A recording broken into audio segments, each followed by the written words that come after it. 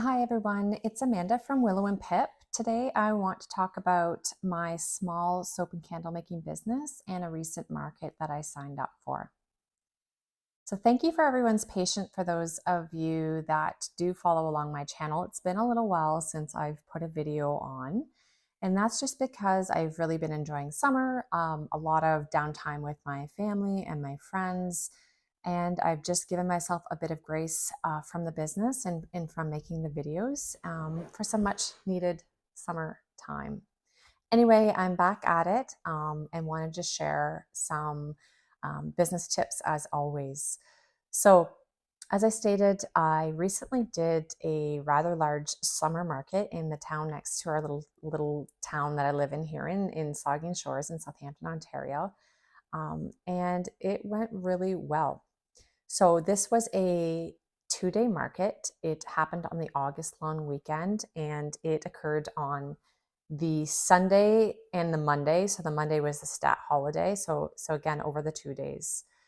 Um, I haven't actually done a market all year. So my last set of markets was at Christmas time. And so then I've gone January all the way up to this August without doing a single market. Um, that's for a few reasons. I Now that I'm in year 3 of running my business, I have had a little bit more online exposure. As a result, I get some online sales from that. Over the course of time, I've landed in a few retail shops, and so the reordering for those retailers keeps me busy enough as well because I get to spend more time making and replenishing. Um, and it just hasn't been as needed as, of course, it was when I first started and nobody knew about my business, or I had sort of no following, no social media presence whatsoever.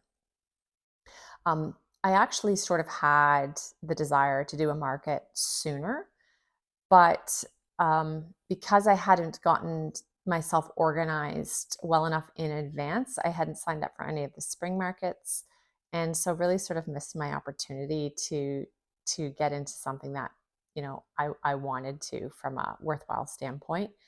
Um, anyway, nonetheless, so I signed up for this August long market in February. So for those of you that haven't signed up for markets before, in a lot of instances, the larger markets or the seasonal markets, the annual markets, you do sign up for, at least in my area, quite a bit in advance. So plan your calendars accordingly. Um, as an example, I signed up for the Christmas markets that I'm in this Christmas. So, November, December of 2025, in a lot of cases, right at the end of last Christmas market. So, um, we now are sort of on an annual cycle with most of the Christmas markets that we do or holiday markets that we do. And so as soon as those markets are done, a lot of the times the people putting them on will just resend out a note saying it went really, really well. We'd love to have you back. And so you just sort of re-sign back up. And so sometimes in those cases, it's even a year out. I don't say that to discourage you, but just to set realistic expectations. Now, what wasn't a year out for us, which is where we started, was doing a local farmers market over in the town, a small city town next to us, Owen Sound. Every Saturday they had this local farmers market, and so we were able to do that on pretty short notice, which was really helpful. I would say the sales on that market were a little less than some of these like artisan, like highly sought after, like tourist peak season or Christmas holiday season type markets, but a really, really good place to start. So if you're sort of looking for that short-term turnaround, you might want to try the farmer market route just to get your feet wet. Anyway, so we did this 2-day market. It ended up being really well. And because I'm trying to, just teach and learn and advocate for the soap and candle making business, I'll share with you my sales. So we did about 939, not about, I guess it's a very specific number. We did $939 worth of sales. And I was pretty happy with that number. Um, I'm not sure if anyone out there is comfortable sort of sharing what they typically make on their markets, but if you are, please go ahead and share. it's nice just to be open. I always find in the candle and soap making business, I always look at it like not a competition, but a community where we can rally around each other. Anyway, so with that sales amount, I say I was happy. I was hopeful to do about $1,200 worth of sales, but that wasn't really based on any market research. That was just a number I had in my mind. Um, I had never been to this market before. I had only heard from fellow vendors, and I knew the person who was putting it on, and she always has a really good market. Um, so I knew that it was a good market. I knew it was a reputable market. I knew the type of vendors that were there were, um, artisan type vendors, which matches what I do as well, which is always really good. I try to avoid markets where there's um, you don't necessarily want to be in markets that have like resellers or things that just aren't really like what you're offering, because it kind of, I think, confuses the customer base. Anyway, it worked out really well because the vendors that were there, again, made like handmade goods, high quality goods, like artisan type, real true crafters, and so then I find it makes a more pleasurable experience, I suppose, for me as well as a vendor, because you can relate, you can go meet those people or get reacquainted if you've done markets in the past before with those people, and it's just really enjoyable. And then from a customer experience standpoint too, like you're drawing from a marketing perspective, you're reaching the same people that would be interested in, let's say, like a really nice handmade piece of jewelry would be the same type of customer that would be interested in like a really high-end luxury candle, that type of base. So that was really nice. um Now, interestingly, it was this 2-day market, so I prefer to go on markets that are only 1 day, and I've done both. I've done these Christmas and like fall summer markets that they're multi-day and only 1 day. um I would say the 1 days are successful because it selfishly I'm not as tired. Like the day two, or day, I've even done markets that are 3 days. You get really, really tired. And I find that it draws out, like you get the same volume of traffic, only they spread it out over like multiple days. Whereas if the person holding the market just, markets the crap out of it, puts it on social media, radio announcements, whatever, for that 1 day, you get that same volume of traffic, but it'll be condensed all in a day. So it equates to more foot traffic, more volume of sales in a shorter period of time, but holistically, it's like the same number. So I just find, because of that, it's just easier for me, selfishly speaking, to do the 1 day markets. But I won't shy away from the 2 day markets or even 3 day markets, because at the end of the day, I'd rather have the sales and the exposure than not.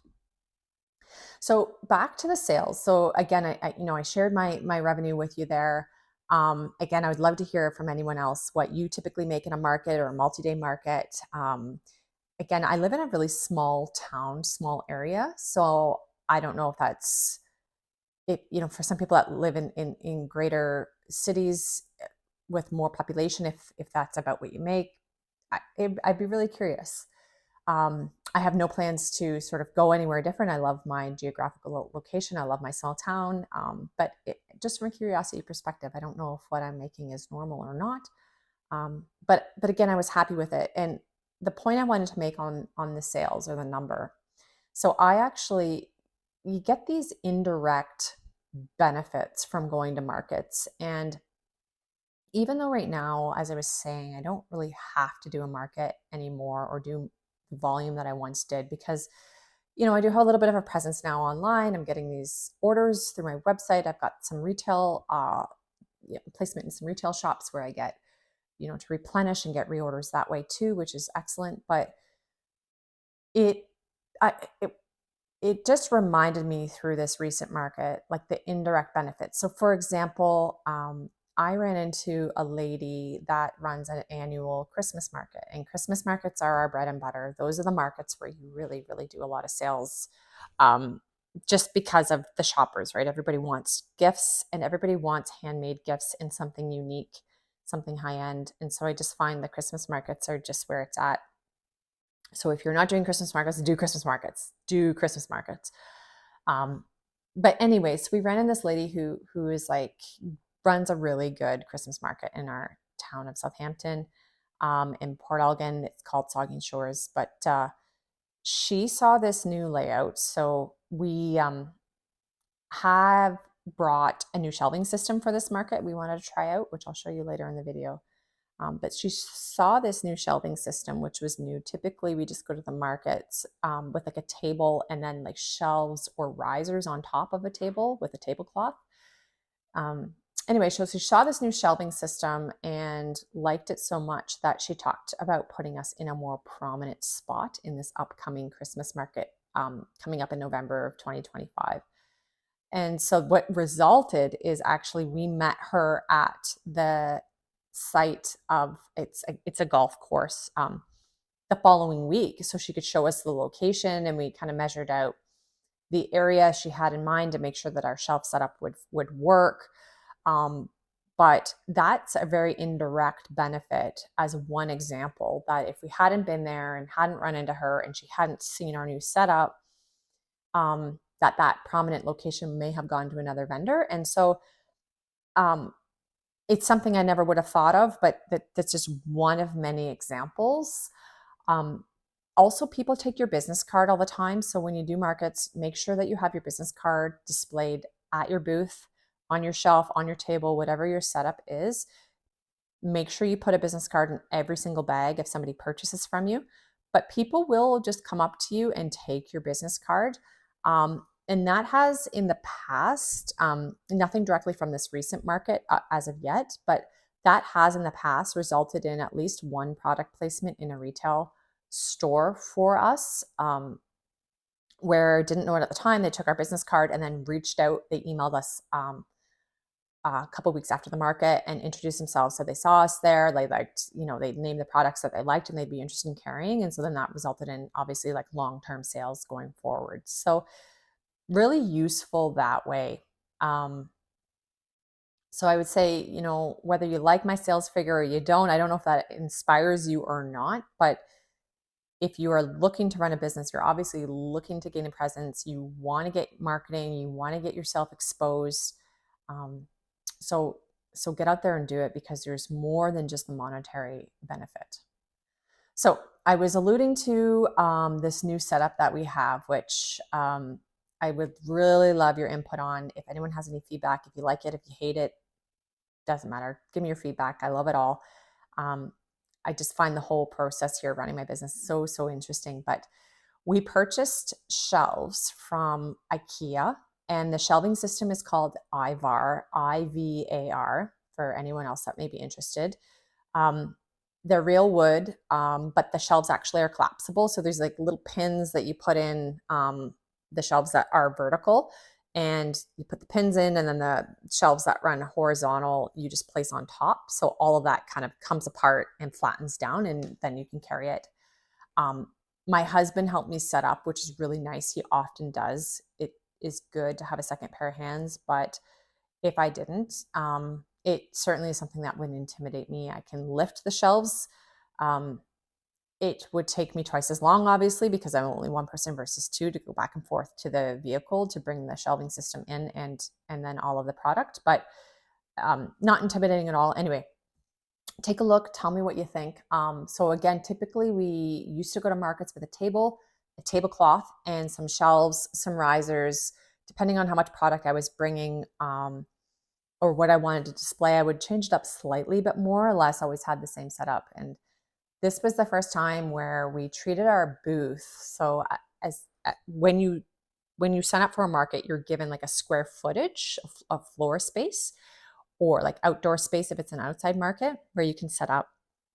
So we just used that. We treated it like a little storefront. We wanted it to be more of a like sort of an encompassing vibe. When you would go and look at our product, you were kind of surrounded by our goods and our um, we wanted everything to be a little bit more cohesive than just like kind of looking like down a line of vendors where everyone's tables were there and you didn't really stick out, I thought, quite as much.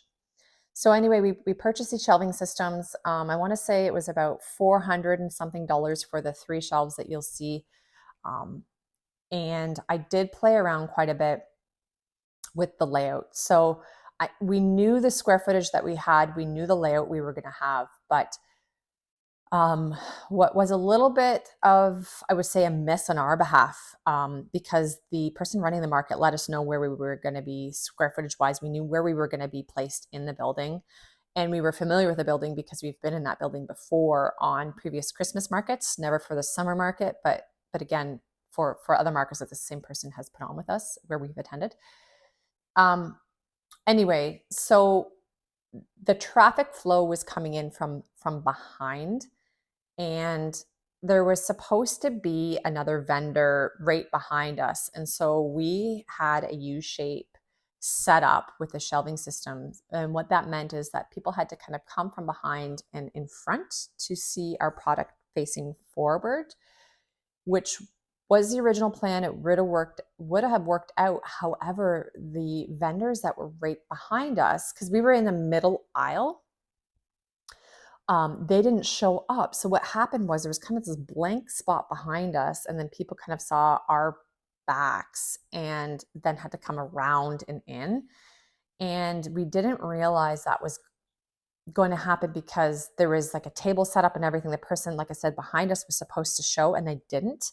So by the time we realized the people behind us weren't showing, we were already 3/4 of the way set up, and we didn't have time to pivot and like reconfigure the shelves into something that may have looked better flow wise, which is unfortunate. However, I will say I don't think it mattered. Like, I don't think it hurt sales.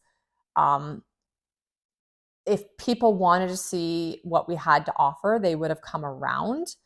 I would say it was more just awkward because, like I said, it was our, but as people came in, they were like looking at our backs. And so you were just sort of a bit like self-conscious because it was awkward, is the best way I can put it. So what ended up happening is at the end of day one, there was another vendor who didn't show up that had a placement against the wall. And that's actually where we were when we did the Christmas markets, with the same vendor in the same building. And so normally when I go to markets, I don't ask, I don't really change anything. I'm usually just sort of happy-go-lucky to be where I'm at. And I just leave it at that. I figure that people putting on the events have enough to worry about. But we've been at the market a couple of times, a few annual events with this person putting it on. And so we saw the empty spots and we thought, well, that's probably not too much of a request. So anyway, we talked to the lady running the show and asked at the end of that day one, would it be too much trouble? We're happy to move it ourselves, but like, could we move against the wall?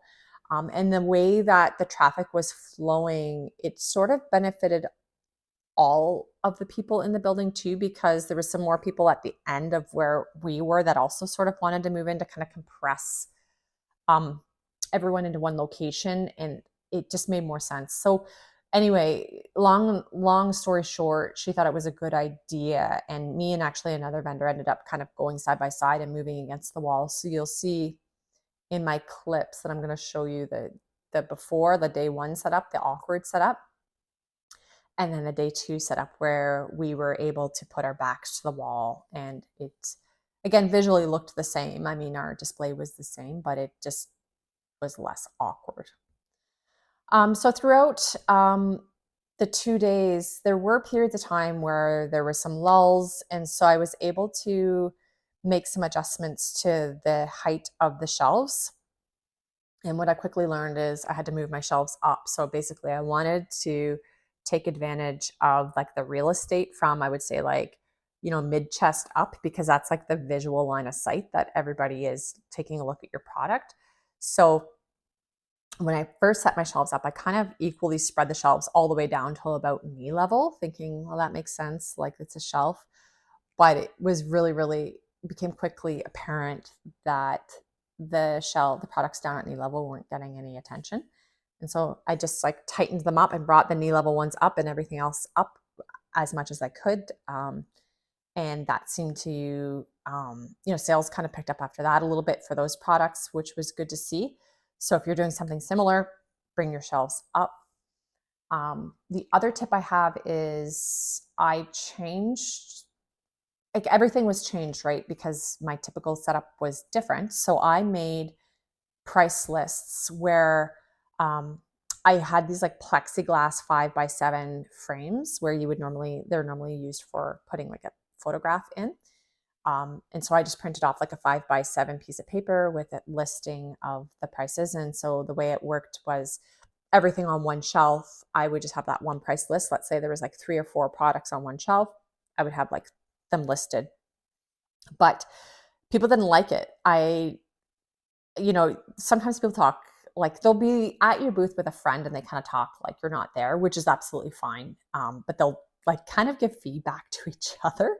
So I would just pick up on these comments and they'd be like, what's the price for this? And they would be helping each other. And then one friend would be like, oh, it's right there. And they'd find it. Or if somebody was by themselves, you could kind of see they couldn't find it right away. And I know from doing research myself on market setups, watching other YouTube videos, as well as just being a customer myself, someone who goes to markets, I don't like asking for prices. So if people can't see it, like you've kind of lost them. So I realized I made an error and I had to fix it. The good news is from my previous setup, I kept all my individual price tags. So for my setup from before, I had like each item on its own printed card that I had pre-printed out. So for example, a soap bar, I would just have that one item and one price point. And then I had these little like paperclip holders that are like maybe like a little business card holder. I don't know. I got a pack off of Amazon. I'll link them in the videos so you can check them out. But I reverted back to that. It pivoted quite quickly, and I just sort of like resort. Like I took the 5x7 list down and put the new ones out in between customers. Again, it wasn't a wall to wall bank of people walking through, so I could do that pretty discreetly. And then so I made that change 3/4 of the way through day one. And then so for the rest of day one and into day two, nobody else had any questions. So that's the way I will be doing it going forward. I put that price tag like right in front of, so if I had shower steamers, it was like right there in front of the shower steamers. And for some of the products, I had the same product on a couple of shelves. So for example, my 8-ounce candles, I had like 2 shelves. So I made sure I had like one on one shelf, one on the other shelf. Because again, they don't want to be bothered. I think it makes them uncomfortable. They just want to see it clearly and then be able to make the decision in their own mind whether they're interested or not. I think it's just the way people, like human nature is. So that was one thing that I pivoted on the fly on as well. Something new that we did also is I purchased these little portable shelf lights that you'll see clipped on the top of each of my 3 shelves. And they are kind of on this like little gooseneck that is portable. And I just pointed it down and I really liked them. I've never used lighting before, with the exception of I have like a little fairy lighting pack that I got from just the dollar store that I would decorate around some of my shelves from my previous setup for like Christmas markets. But nothing that was like sort of like a spotlight or like putting more visual, adding more light more broadly. And so these did that and I loved them. So these specific lights, again, were from Amazon. They weren't overly pricey. I thought they were quite reasonable. I'll link them if you're interested. You're more than welcome to get them. What I did learn, so it's a tap, like 3 brightness settings. So it's like, 3 taps gets it super bright, 2 taps gets it mid-level bright, and 1 tap got it like just very dull lit. So of course you kind of want it the brightest of the 3, right? 3 taps, because the whole purpose is to shine a showcase on your product. But I did notice that after about like 4 to 6 hours, that brightness like started to dim down, as in the battery started to die. So these lights are rechargeable, which is great. And they come with like the recharging cable. So what I did is we had spare battery packs. And so I always bring them to every craft market that I do, because I run a Square off of my phone. I have the Square app on my phone. And I just never want to run out of battery life because I don't want to miss a sale. But so we brought 2 battery packs and I just plugged them in, which you'll be able to see when you take a look at my video of my setup. And that kept the lights bright the whole time. So if you're thinking of doing the similar setup, that's just a little tip. Or you could do, put it on medium, and you'd be fine that way too. I did bring the lights home after day one and recharge them at night, and recharge my battery packs. So then on day two, I had no issue at all. I just plugged the battery packs in right away. But that was something else that we did that was new. The other thing that we did is we actually put a mat down in front of our shelves. We've never done that before. I wanted to try that out because aesthetically I thought it looked really pretty and cohesive with our brand. So we actually ended up buying a camper mat, just one of those sort of outdoor, indoor, like they're kind of like a plasticky woven type material. But we put it down. Make sure you tape the edges down. So we didn't do that, and somebody's foot actually got. They didn't trip, but they just sort of made a comment like, "Oh, that kind of is poking out." I forgot how she worded it. She was very polite, but right away I was like, "How did I not think of taping down the edges of this mat?" So we quickly did that. And then when we moved after day one, we of course removed the tape and we were going to move the mat. But I just got to thinking, I don't know how much the mat was really needed. So we rolled it up and brought it home and didn't set it down for day two, and then just left like the floor of this building that we were in as is. So that would be one thing I would actually like not recommend. I don't think it's I mean, it's hard to say. I mean, sure, it was pretty, but I was a little bit more worried about people tripping, like going from like a cement surface that was in this building into this like textured surface, even though we learned, we taped it down. It still felt sort of like maybe not the safest thing to be doing at the sacrifice of maybe like a marginal increase in appearance. So anyway, this is just like like a small opinion I have. We just again tried it out for day one. I wouldn't recommend it if you've got one, great, and it's working awesome. But I don't think it's necessary, and it's just I hadn't fully thought it through. So that was kind of a whim, something I bought. Again, the mat was only maybe $40 or $50, so it wasn't a crazy expense. But all of these things do add up. So when you're first starting out, those things are important, and you're trying to maximize profits. So it's something I would recommend not doing. Finally, let's get into my actual shelving layout. As I was describing, here is my day one setup. You can see what I was saying about people being behind us. This is just at the very morning of the market. It actually hasn't opened yet, but I'm just taking a quick clip of how the shelving system looks like. But you actually had to walk behind to get out in front of this, which again, I don't think impeded sales by any means, but it was just awkward. So here's day two setup where we were moved against the wall, and I'm just resetting up. So I actually had to take all my product off, reset it back up, but it was much simpler. So you can see at the top of my shelves, those lights that I was talking about, those rechargeable lights, they were super cool. I would highly recommend them. You can clip them to anything. And you can see the battery pack I was describing that I had attached just to keep that really bright spotlight on them.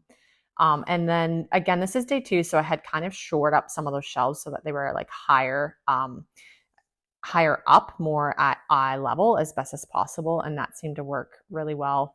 Again, my business cards are at checkout for people to take. I was really, really happy with these shelves. I will definitely keep using them for future markets. The other thing we picked up for these shelves, which worked out really, really well, were these curtains and these curtain rods. Again, very inexpensive from Amazon. I'll link them also if you're interested in something similar. You don't have to do it, but I liked the look of it. Well, I hope the clip was useful and you liked my setup. I would love to hear again your opinions about what you like for what I'm showing, what you don't like. If you have any recommendations of how I can improve the setup. We do have some more markets coming up at Christmas time. We're doing one fall market in September, which I'm really excited for. It will be an outdoor market. So I'll do another video, of course, once that market's done, to talk about the pros and cons of doing outdoor versus indoor, especially for soap and candles, and some of the learnings for that market as well. So I hope today's video was useful for anyone who's into markets, thinking of doing markets, or running your soap and candle business in general. Thanks.